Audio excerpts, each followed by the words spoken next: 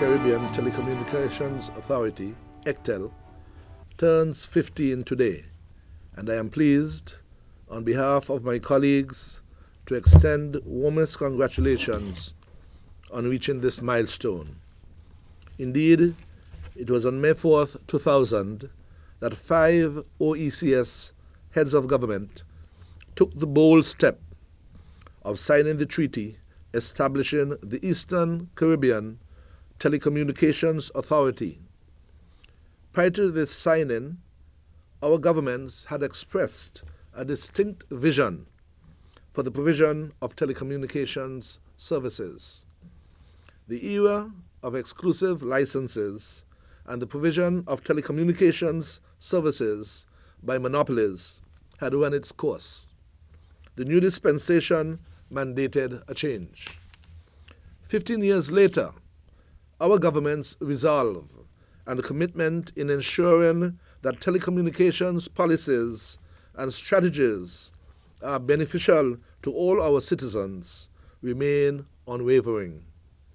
ECTEL continues to lead the way in the liberalization of telecommunications in our region and beyond. As the only entity of its kind worldwide, ECTEL's emergence as an internationally respected, independent regulatory body is undisputed. Notwithstanding, our journey to harmonize telecommunications continues to be a challenging one. Our current challenges, though not insurmountable, are reasons for concern. These include market consolidation through mergers and acquisitions, the most recent and high-profiled being that between providers Lime and Flow, the absence of comprehensive competition regulations, and the slow rollout of mobile broadband by providers.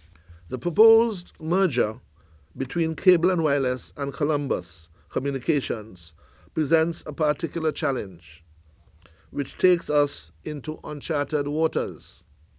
We are concerned that this initiative has the potential to negatively impact on competition, reducing consumer choice of both services and service providers. It is our view that increased monopolization can erode the gains made by liberalization and create challenges for new service providers wishing to enter the market.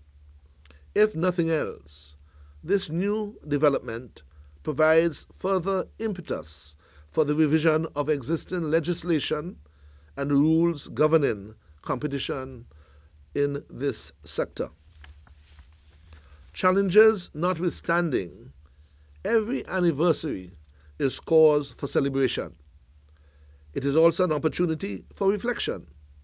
As we take stock on this, our 15th anniversary, how well have we fulfilled our mandate enshrined in Article 4 of the treaty establishing ECTEL? To answer this, it will be instructive to look at some of our major milestones over the last 15 years.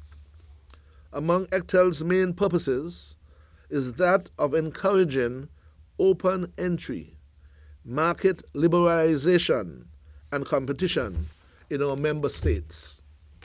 Since its inception, ECTEL has granted hundreds of licenses to private and public sector providers.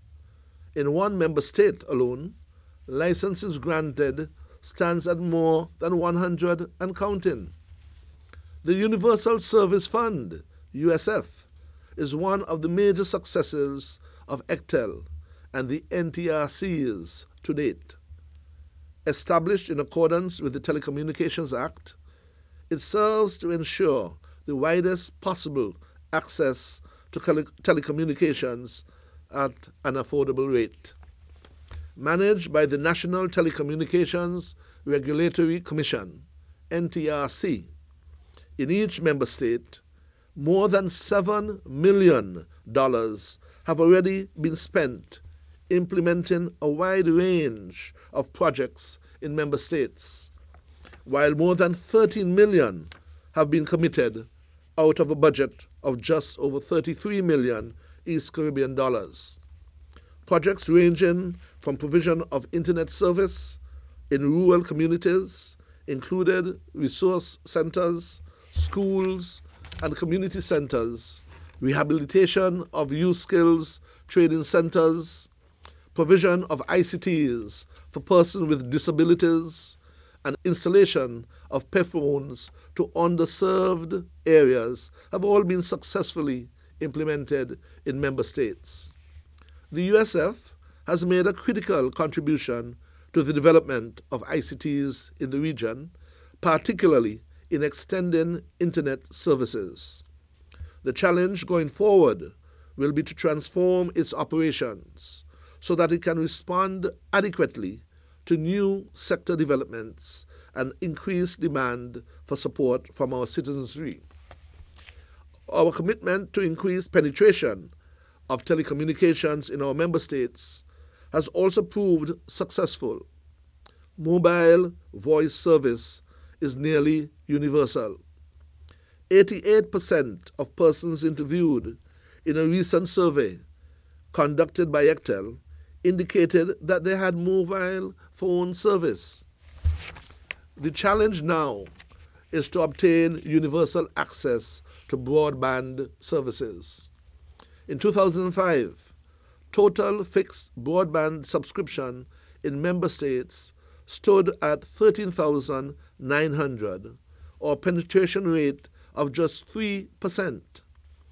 In 2015, fixed broadband subscription has increased 520% to over 86,500, or a penetration rate of 17%.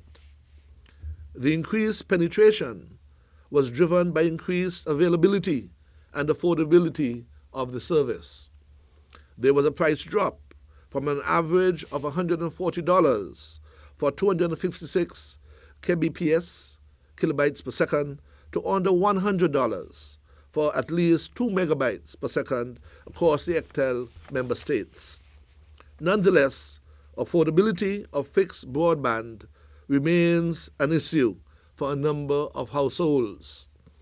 30% of households without the service have indicated that the cost of broadband access is too high. Increased broadband penetration can also be achieved through mobile broadband. A recent ECTEL survey indicated that 53% of respondents use their mobile phone to access the internet. While there has been considerable achievement in increasing penetration of telecommunications in our member states, the onus is ours to continue to explore how we can move to achieving universal access to broadband services, which brings us to the theme of our 15th anniversary. 15 years hence, and member governments remain committed to the complete liberalization of telecommunications in the OECS. Mindful of the theme for this year's anniversary celebration, committed to broadband and open access in a digital world, ECTEL, the only telecommunications regulatory structure of its kind in the world, continues to grow and respond to the challenges with which it is faced. As our 15th anniversary theme suggests, broadband and open access will be a major focus as we forge ahead. There is no disputing the fact that the benefits of broadband are immense because of the huge social and economical benefits it brings. Going forward, ECTEL, in collaboration with the NTRCs, will exploit all available opportunities so that our various communities can enjoy those inevitable benefits that will accompany its expansion. Our initiatives will include a new electronic communications bill being proposed to replace the Telecommunications Act. The new bill will address some of the significant changes that have occurred in the sector since liberalization.